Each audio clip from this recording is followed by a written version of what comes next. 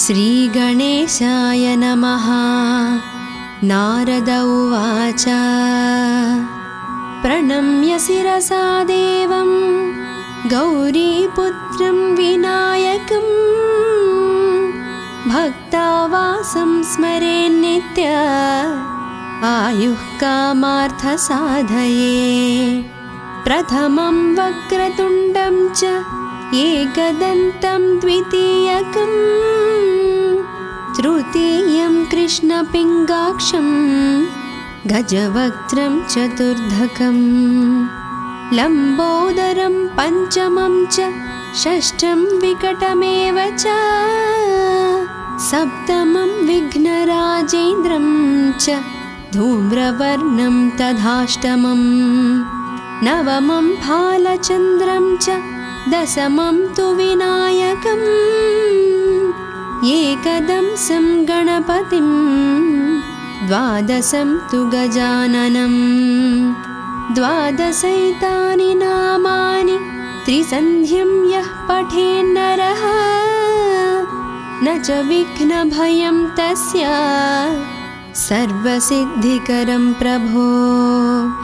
विद्यार्थी लभते विद्यां दानार्थी लभते धनं पुत्रार्थी लभते पुत्रार्मोक्षार्थी लभते गतिं। जपेत् गणपतिस्तोत्रं षड्भिर्मासैः फलं लभेत् संवत्सरेण सिद्धिं च लभते नात्र संशयः। अष्टभ्यो ब्राह्मणेभ्यश्च लिखित्वा यः समर्पयेत् तस्य विद्या भवेत् सर्वा गणेशस्य प्रसादतः। श्रीगणेशाय नमः।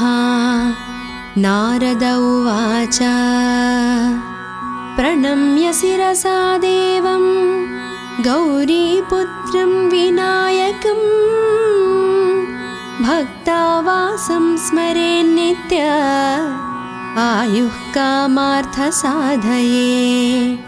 प्रथमं वक्रतुण्डं च एकदन्तं द्वितीयकं तृतीयं कृष्णपिङ्गाक्षं गजवक्त्रं चतुर्धकं लम्बोदरं पञ्चमं च षष्ठं विकटमेव च सप्तमं विघ्नराजेन्द्रं च धूम्रवर्णं तथाष्टमं नवमं फालचन्द्रं च दशमं तु विनायकम् एकदंसं गणपतिं द्वादशं तु गजाननं द्वादशैतानि नामानि त्रिसन्ध्यं यः पठेन्नरः न च विघ्नभयं तस्य सर्वसिद्धिकरं प्रभो।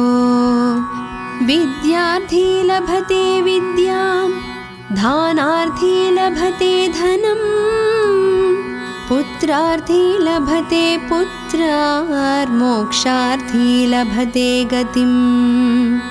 जपेत् गणपतिस्तोत्रं षड्भिर्मासैः फलं लभेत् संवत्सरेण सिद्धिं च लभते नात्र संशयः।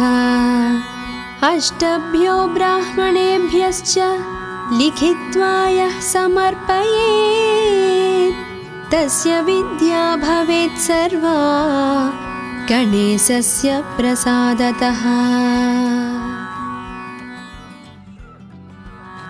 श्रीगणेशाय नमः।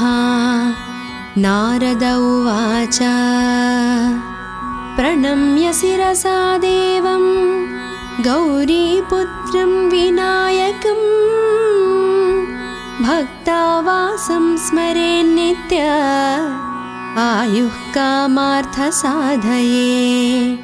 प्रथमं वक्रतुण्डं च एकदन्तं द्वितीयकं तृतीयं कृष्णपिङ्गाक्षं गजवक्त्रं चतुर्धकं लम्बोदरं पञ्चमं च षष्ठं विकटमेव च सप्तमं विघ्नराजेन्द्रं च धूम्रवर्णं तथाष्टमं नवमं फालचन्द्रं च दशमं तु विनायकम् एकदंसं गणपतिं द्वादशं तु गजाननं द्वादशैतानि नामानि त्रिसन्ध्यं यः पठेन्नरः न च विघ्नभयं तस्य सर्वसिद्धिकरं प्रभो विद्यार्थी लभते विद्यां दानार्थी लभते धनं पुत्रार्थी लभते पुत्रार्मोक्षार्थी लभते गतिं जपेत् गणपतिस्तोत्रं षड्भिर्मासैः फलं लभेत् संवत्सरेण सिद्धिं च लभते नात्र संशयः अष्टभ्यो ब्राह्मणेभ्यश्च लिखित्वा यः समर्पयेत् तस्य विद्या भवेत् सर्वा गणेशस्य प्रसादतः। श्रीगणेशाय नमः। नारद उवाच प्रणम्य शिरसा देवं गौरीपुत्रं विनायकं भक्तावासं स्मरेन्नित्य आयुः कामार्थसाधये प्रथमं वक्रतुण्डं च एकदन्तं द्वितीयकं तृतीयं कृष्णपिङ्गाक्षं गजवक्त्रं चतुर्धकं लम्बोदरं पञ्चमं च षष्ठं विकटमेव च सप्तमं विघ्नराजेन्द्रं च धूम्रवर्णं तथाष्टमं नवमं फालचन्द्रं च दशमं तु विनायकम् एकदंसं गणपतिं द्वादशं तु गजाननं द्वादशैतानि नामानि त्रिसन्ध्यं यः पठेन्नरः न च विघ्नभयं तस्य सर्वसिद्धिकरं प्रभो विद्यार्थी लभते विद्यां दानार्थी लभते धनं पुत्रार्थी लभते पुत्रार्मोक्षार्थी लभते गतिं जपेत् गणपतिस्तोत्रं षड्भिर्मासैः फलं लभेत् संवत्सरेण सिद्धिं च लभते नात्र संशयः अष्टभ्यो ब्राह्मणेभ्यश्च लिखित्वा यः समर्पयेत् तस्य विद्या भवेत् सर्वा गणेशस्य प्रसादतः। श्रीगणेशाय नमः। नारद उवाच प्रणम्य शिरसा देवं गौरीपुत्रं विनायकं भक्तावासं स्मरेन्नित्य आयुः कामार्थसाधये प्रथमं वक्रतुण्डं च एकदन्तं द्वितीयकं तृतीयं कृष्णपिङ्गाक्षं गजवक्त्रं चतुर्धकं लम्बोदरं पञ्चमं च षष्ठं विकटमेव च सप्तमं विघ्नराजेन्द्रं च धूम्रवर्णं तथाष्टमं नवमं फालचन्द्रं च दशमं तु विनायकम् एकदंसं गणपतिं द्वादशं तु गजाननं द्वादशैतानि नामानि त्रिसन्ध्यं यः पठेन्नरः न च विघ्नभयं तस्य सर्वसिद्धिकरं प्रभो। विद्यार्थी लभते विद्यां, दानार्थी लभते धनम्, पुत्रार्थी लभते पुत्रार्मोक्षार्थी लभते गतिम्। जपेत् गणपतिस्तोत्रं षड्भिर्मासैः फलं लभेत्, संवत्सरेण सिद्धिं च लभते नात्र संशयः। अष्टभ्यो ब्राह्मणेभ्यश्च लिखित्वा यः समर्पयेत्, तस्य विद्या भवेत् सर्वा गणेशस्य प्रसादतः। श्रीगणेशाय नमः। नारद उवाच प्रणम्य शिरसा देवं गौरीपुत्रं विनायकं, भक्तावासं स्मरेन्नित्य आयुः कामार्थसाधये। प्रथमं वक्रतुण्डं च एकदन्तं द्वितीयकं, तृतीयं कृष्णपिङ्गाक्षं गजवक्त्रं चतुर्धकं, लम्बोदरं पञ्चमं च षष्ठं विकटमेव च, सप्तमं विघ्नराजेन्द्रं च धूम्रवर्णं तथाष्टमं, नवमं भालचन्द्रं च दशमं तु विनायकम्, एकदंसं गणपतिं द्वादशं तु गजाननं। द्वादशैतानि नामानि त्रिसन्ध्यं यः पठेन्नरः, न च विघ्नभयं तस्य सर्वसिद्धिकरं प्रभो। विद्यार्थी लभते विद्यां, दानार्थी लभते धनम्, पुत्रार्थी लभते पुत्रार्मोक्षार्थी लभते गतिम्। जपेत् गणपतिस्तोत्रं षड्भिर्मासैः फलं लभेत्, संवत्सरेण सिद्धिं च लभते नात्र संशयः।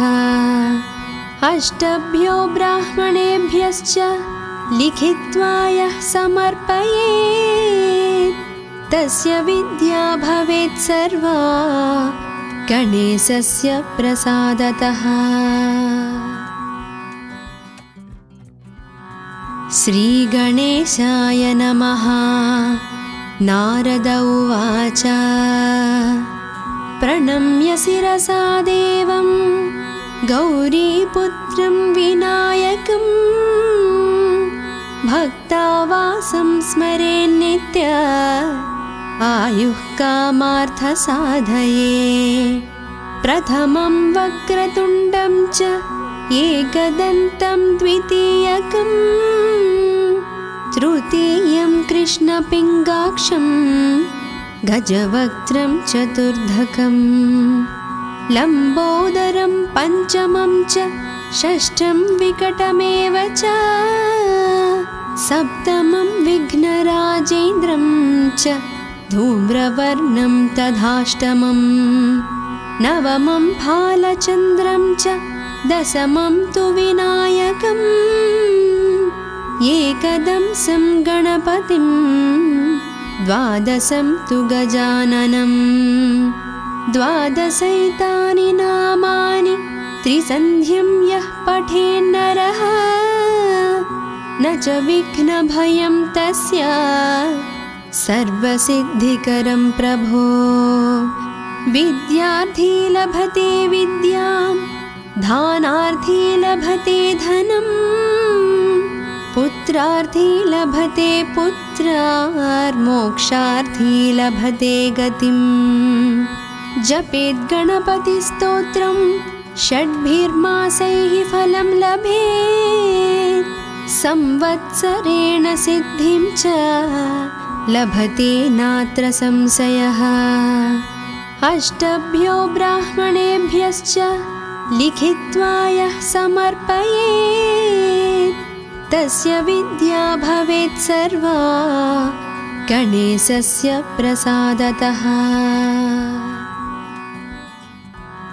श्रीगणेशाय नमः। नारद उवाच प्रणम्य शिरसा देवं गौरीपुत्रं विनायकं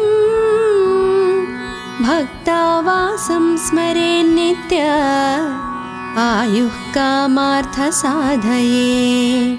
प्रथमं वक्रतुण्डं च एकदन्तं द्वितीयकं तृतीयं कृष्णपिङ्गाक्षं गजवक्त्रं चतुर्धकं लम्बोदरं पञ्चमं च षष्ठं विकटमेव च सप्तमं विघ्नराजेन्द्रं च धूम्रवर्णं तथाष्टमं नवमं भालचन्द्रं च दशमं तु विनायकम् एकदंसं गणपतिं द्वादशं तु गजाननं द्वादशैतानि नामानि त्रिसन्ध्यं यः पठेन्नरः न च विघ्नभयं तस्य सर्वसिद्धिकरं प्रभो।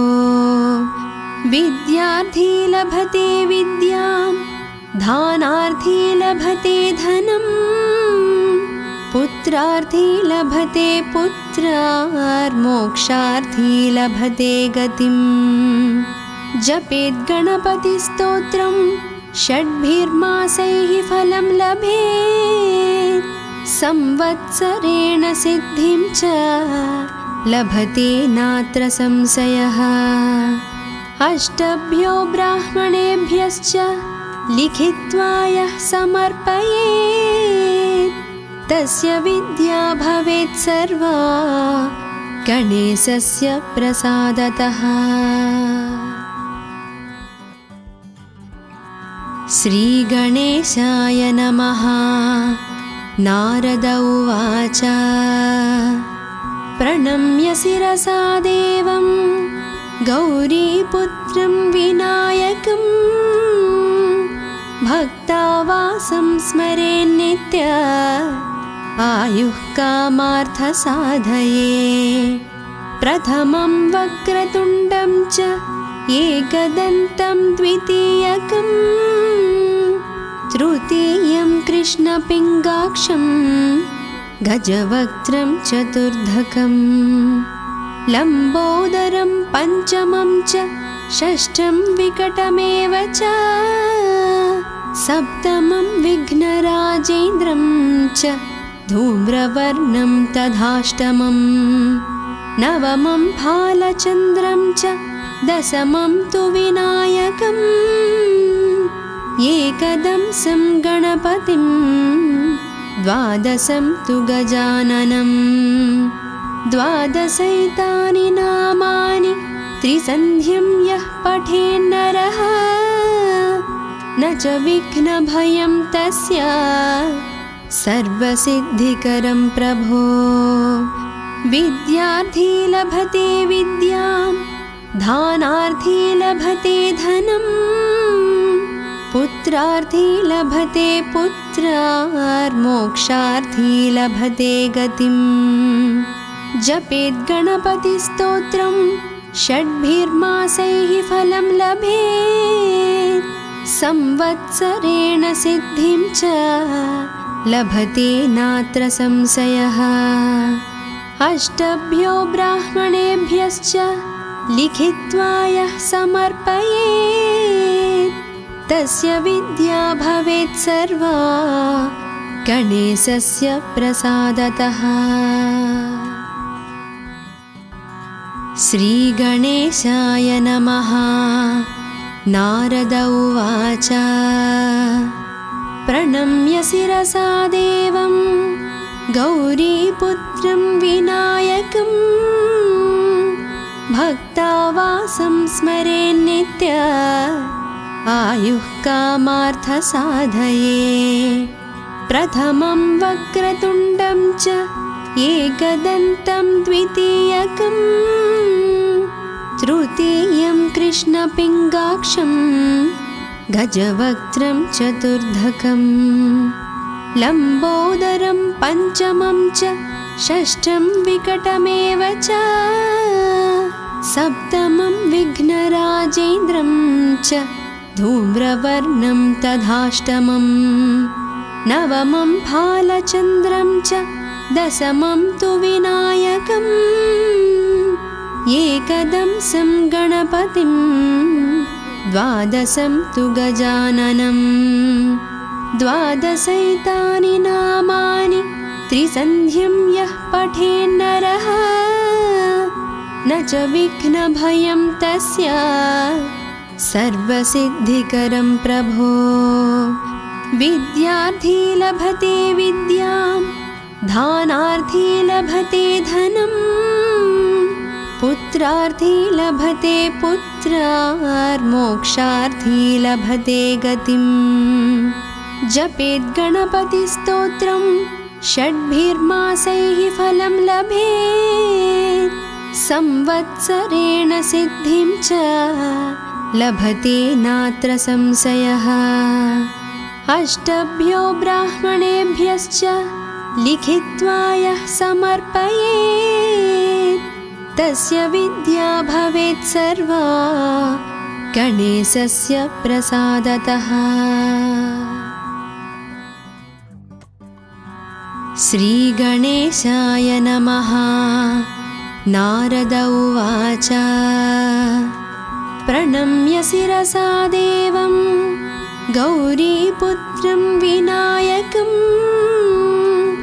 भक्तावासं स्मरेन्नित्य आयुः कामार्थसाधये प्रथमं वक्रतुण्डं च एकदन्तं द्वितीयकं तृतीयं कृष्णपिङ्गाक्षं गजवक्त्रं चतुर्धकं लम्बोदरं पञ्चमं च षष्ठं विकटमेव च सप्तमं विघ्नराजेन्द्रं च धूम्रवर्णं तथाष्टमं नवमं फालचन्द्रं च दशमं तु विनायकम् एकदंसं गणपतिं द्वादशं तु गजाननं द्वादशैतानि नामानि त्रिसन्ध्यं यः पठेन्नरः न च विघ्नभयं तस्य सर्वसिद्धिकरं प्रभो विद्यार्थी लभते विद्यां दानार्थी लभते धनं पुत्रार्थी लभते पुत्रार्मोक्षार्थी लभते गतिं जपेत् गणपतिस्तोत्रं षड्भिर्मासैः फलं लभेत् संवत्सरेण सिद्धिं च लभते नात्र संशयः अष्टभ्यो ब्राह्मणेभ्यश्च लिखित्वा यः समर्पयेत् तस्य विद्या भवेत् सर्वा गणेशस्य प्रसादतः। श्रीगणेशाय नमः। नारद उवाच प्रणम्य शिरसा देवं गौरीपुत्रं विनायकं भक्तावासं स्मरेन्नित्य आयुः कामार्थसाधये प्रथमं वक्रतुण्डं च एकदन्तं द्वितीयकं तृतीयं कृष्णपिङ्गाक्षं गजवक्त्रं चतुर्धकं लम्बोदरं पञ्चमं च षष्ठं विकटमेव च सप्तमं विघ्नराजेन्द्रं च धूम्रवर्णं तथाष्टमं नवमं फालचन्द्रं च दशमं तु विनायकम् एकदंसं गणपतिं द्वादशं तु गजाननं द्वादशैतानि नामानि त्रिसन्ध्यं यः पठेन्नरः न च विघ्नभयं तस्य सर्वसिद्धिकरं प्रभो। विद्यार्थी लभते विद्यां दानार्थी लभते धनं पुत्रार्थी लभते पुत्रार्मोक्षार्थी लभते गतिम्। जपेत् गणपतिस्तोत्रं षड्भिर्मासैः फलं लभेत् संवत्सरेण सिद्धिं च लभते नात्र संशयः। अष्टभ्यो ब्राह्मणेभ्यश्च लिखित्वा यः समर्पयेत् तस्य विद्या भवेत् सर्वा गणेशस्य प्रसादतः। श्रीगणेशाय नमः। नारद उवाच प्रणम्य शिरसा देवं गौरीपुत्रं विनायकं भक्तावासं स्मरेन्नित्य आयुः कामार्थसाधये।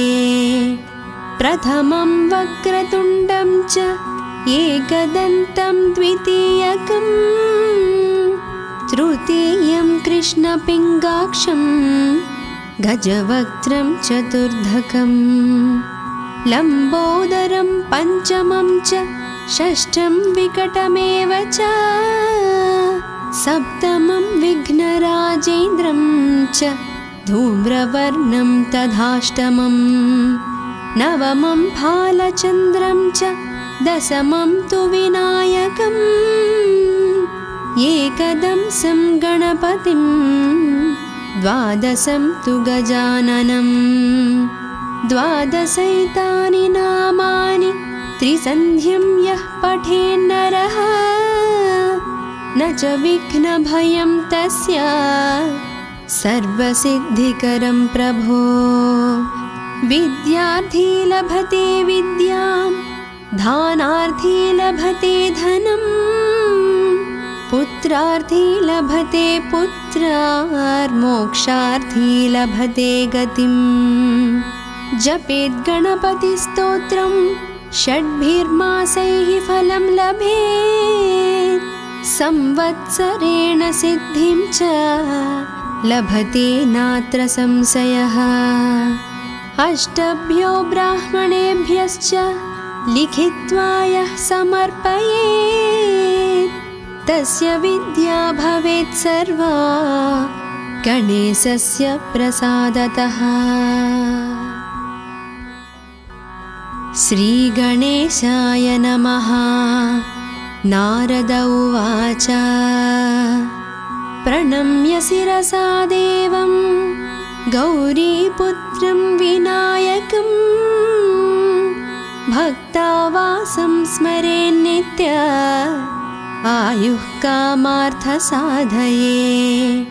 प्रथमं वक्रतुण्डं च एकदन्तं द्वितीयकं तृतीयं कृष्णपिङ्गाक्षं गजवक्त्रं चतुर्धकं लम्बोदरं पञ्चमं च षष्ठं विकटमेव च सप्तमं विघ्नराजेन्द्रं च धूम्रवर्णं तथाष्टमं नवमं भालचन्द्रं च दशमं तु विनायकम् एकदंसं गणपतिं द्वादशं तु गजाननं द्वादशैतानि नामानि त्रिसन्ध्यं यः पठेन्नरः न च विघ्नभयं तस्य सर्वसिद्धिकरं प्रभो।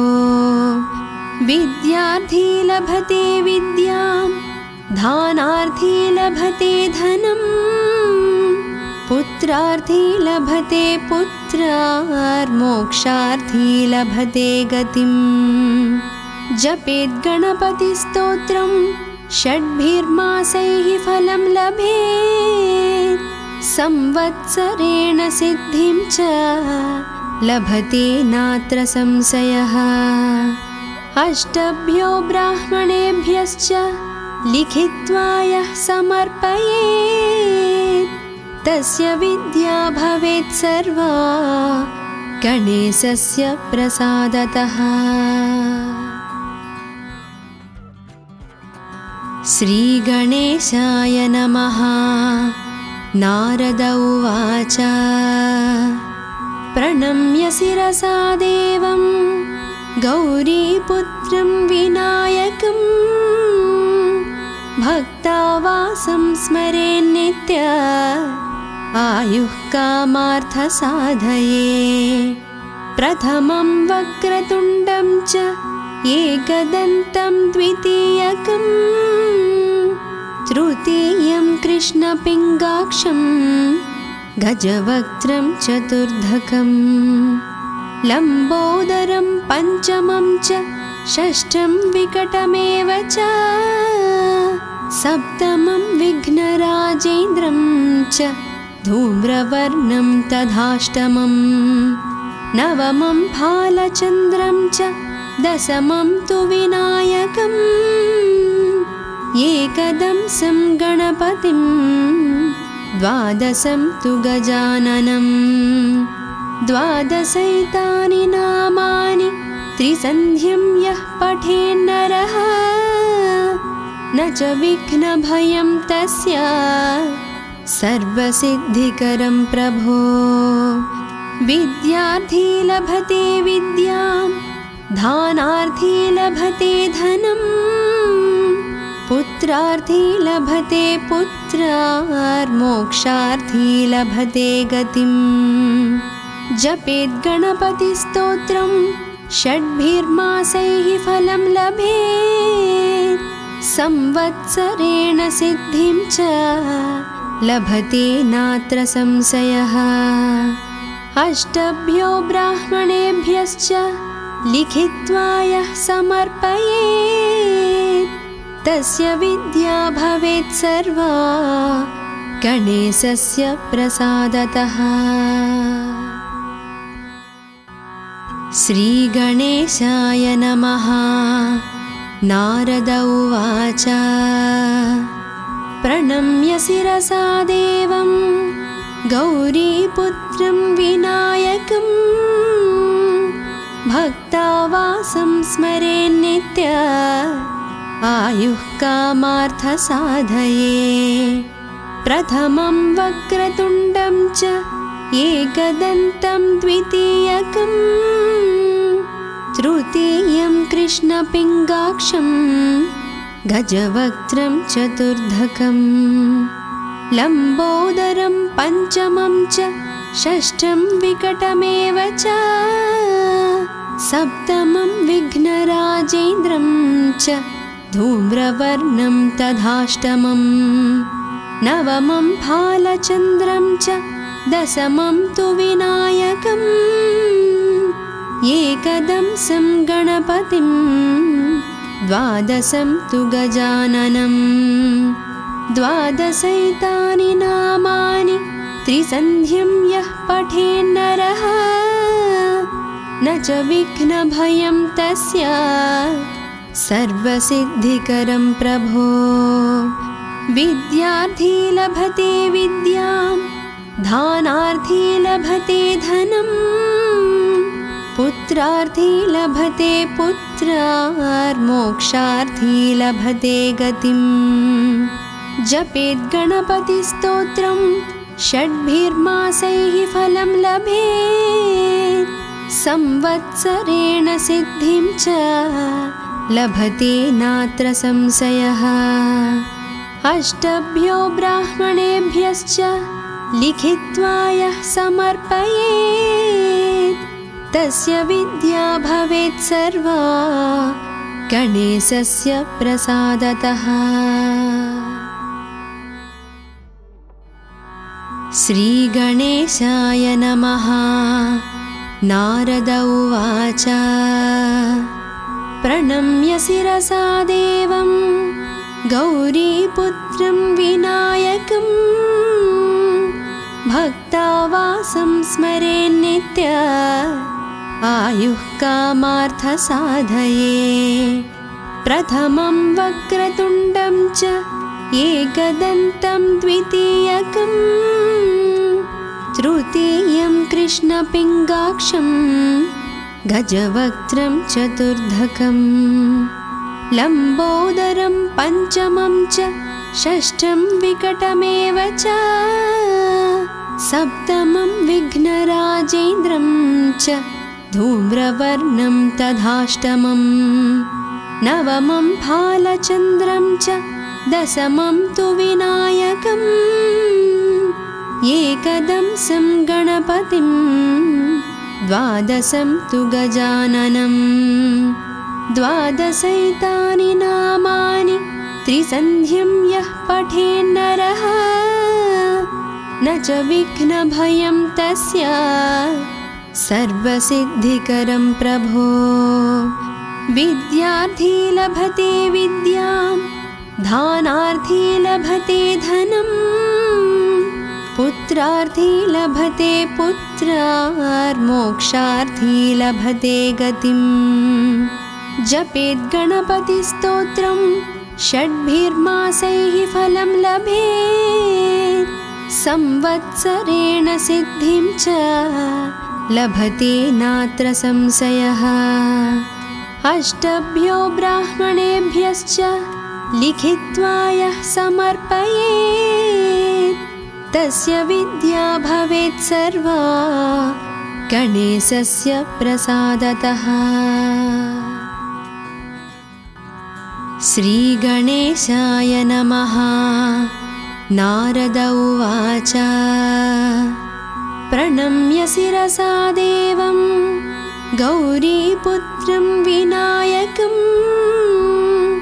भक्तावासं स्मरेन्नित्य आयुः कामार्थसाधये प्रथमं वक्रतुण्डं च एकदन्तं द्वितीयकं तृतीयं कृष्णपिङ्गाक्षं गजवक्त्रं चतुर्धकं लम्बोदरं पञ्चमं च षष्ठं विकटमेव च सप्तमं विघ्नराजेन्द्रं च धूम्रवर्णं तथाष्टमं नवमं भालचन्द्रं च दशमं तु विनायकम् एकदंसं गणपतिं द्वादशं तु गजाननं द्वादशैतानि नामानि त्रिसन्ध्यं यः पठेन्नरः न च विघ्नभयं तस्य सर्वसिद्धिकरं प्रभो विद्यार्थी लभते विद्यां धानार्थी लभते धनं पुत्रार्थी लभते पुत्रार्मोक्षार्थी लभते गतिं जपेत् गणपतिस्तोत्रं षड्भिर्मासैः फलं लभेत् संवत्सरेण सिद्धिं च लभते नात्र संशयः अष्टभ्यो ब्राह्मणेभ्यश्च लिखित्वा यः समर्पयेत् तस्य विद्या भवेत् सर्वा गणेशस्य प्रसादतः।